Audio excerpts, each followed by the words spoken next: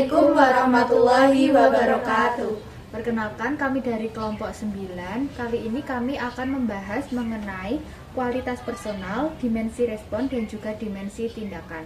Sebelum itu, perkenalkan, saya Azhara Putri Akila Wardani dengan NIM belakang 066. Saya Dia Wardatul Jannah dengan NIM belakang 076. Saya Riana Najah Azhara dengan NIM belakang 026. Saya Sinta Wahyu Lestari dengan NIM belakang 090. Selamat menyaksikan. Teman-teman, tadi kan di kuliah kita ada tugas ya dari dosen. Jadi kita tuh suruh bahas itu bareng-bareng tentang beberapa topik nih. Jadi ada topik kualitas personal, ada komunikasi fasilitatif, ada dimensi respon, dimensi tindakan, sama hambatan terapeutik. Kalau yang pertama kita bahas dimensi respon dulu gimana? Boleh. Di dimensi respon ini tuh ada ikhlas, hormat, empati, sama konkret. Menurut kalian itu tuh gimana? Kalau dari pengalamanku ya, empati itu ketika kita tanpa memahami kemampuan seseorang, nah itu tuh hasilnya sulit terbentuk. Tapi kalau aku perhatikan sih, empati itu sering disalahartikan sebagai rasa kasihan pada seseorang gitu. Setuju sih, Iya sih. tapi aku ngerasa dimensi konkret juga itu nggak kalah penting. Teman aku itu ada yang datang untuk bercerita, itu juga butuh solusi yang jelas, bukan hanya didengar. Tapi kan kemarin ini pelajarannya juga masih baru ya, baru kemarin. Jadi aku tuh masih sering bingung kayak tentang ikhlas tuh kayak gimana. Kalau menurut kalian, memastikan respon kita benar-benar tulus, bukan sekedar mengikuti teknik dari buku, itu bagaimana? Pertanyaan yang bagus itu, Put.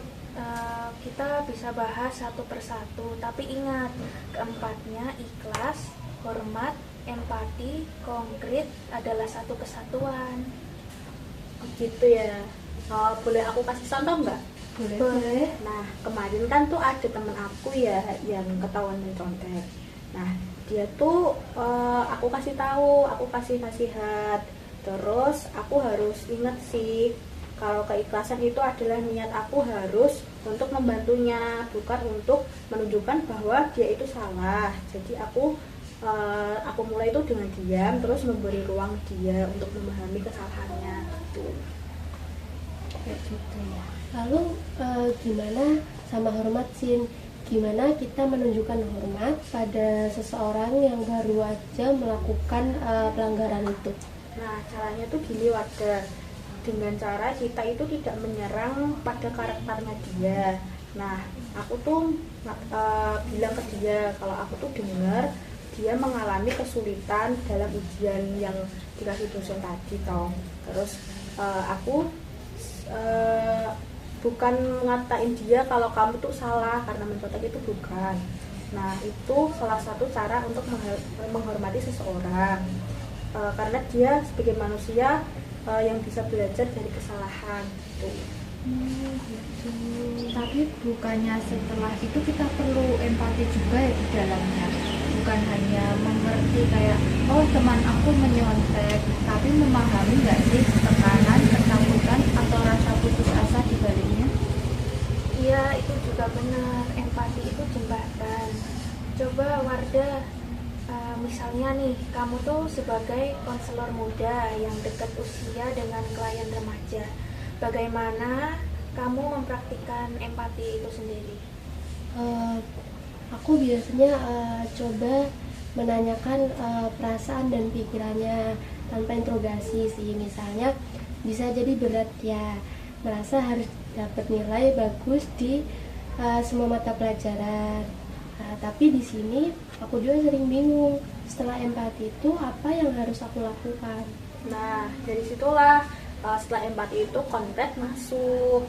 Jadi respon konkret itu bukan berarti kita yang menyelesaikan masalahnya, tapi untuk menawarkan langkah bersama. Misalnya nih, kayak ngasih tahu dia, maukah kita buat jadwal belajar yang lebih realistik besok, atau menanyakan dia, memberi tawarin gini, apakah kamu ingin aku bantu bicara pada dosen mata kuliah tersebut tuh. Kita harus perhatiin juga nih bahwa tawaran konkret itu harus lahir dari empati dan disampaikan dengan hormat serta dilandasi keikhlasan untuk benar-benar membantu menutupi masalah dari orang itu.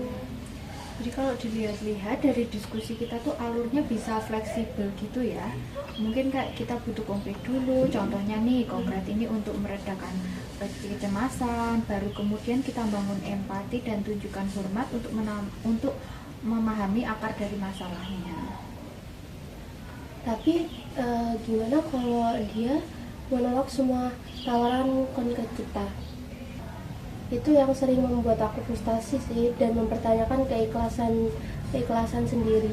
Nah itu sih sebenarnya yang jadi ujian kita sih Wardah.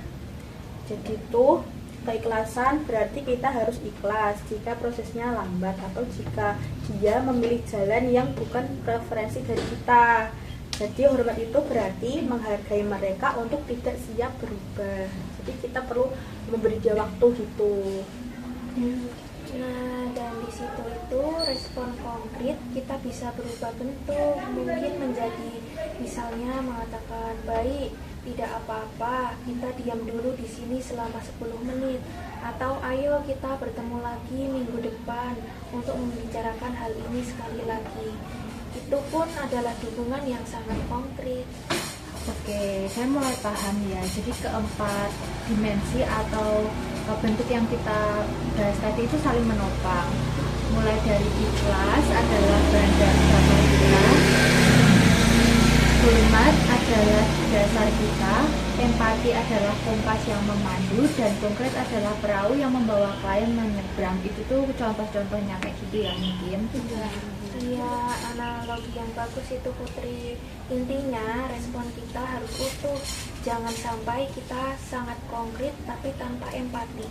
Jadi terasa seperti perintah atau sangat empatik tapi tidak konkret.